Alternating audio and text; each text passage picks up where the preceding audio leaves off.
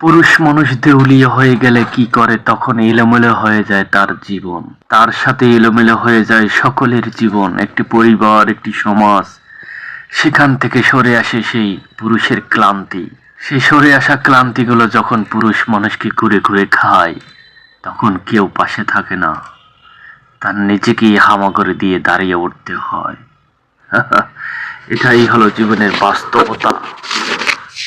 পুরুষ মানুষ জন্ম নেয় কেবল নিজের খুশির জন্য নয়, বরং আপনাকে অন্যকে খুশি রাখার জন্য।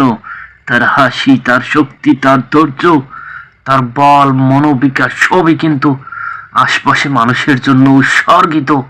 নিজের কষ্ট এবং বুকের ভেতরটা চাপা দিয়েও সে চেষ্টা করে আশেপাশের সুখ বিলিয়ে দিতে। হয়তো তার ভিতরে জমে থাকে, ব্যথা লুকিয়ে থাকে, তবুও সে চায় প্রিয় মানুষগুলো যেন ভালো ও শান্তিতে আনন্দে থাকে। কিন্তু তার বেলায় কিন্তু কেউই চায় না, স্বার্থ লুকিয়ে রাখে। একজন সত্যিকারের পুরুষ জীবনের আসল সৌন্দর্য এখানেই। এটাই বাস্তব, এটাই সত্য, এটাই চমলক্ষ।